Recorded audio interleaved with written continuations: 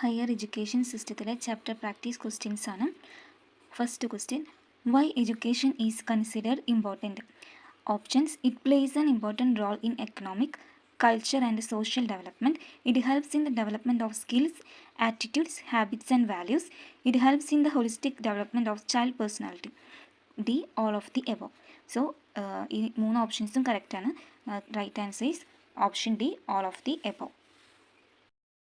Second question, education is natural, harmonious and progressive development of man's innate power. Who said this? Options: John Dewey, Pestalozzi, Aristotle, Rabindranath Tagore. Option B is the right answer. Third question, which of the following is or are not the characteristics of informal education? Informal education the characteristics illathathu. It takes place outside the classroom.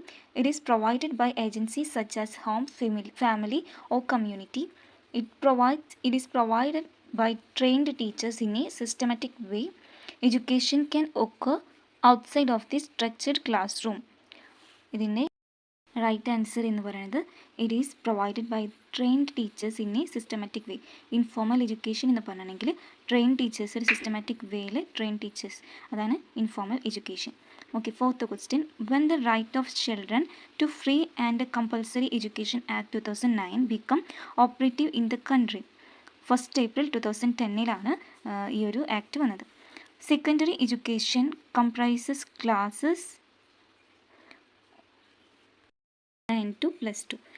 Sixth question, under which constitutional amendment the right to education has been made as a fundamental right? This is an important question. The answer is 86th amendment. Under which constitutional amendment the right to education has made as a fundamental right?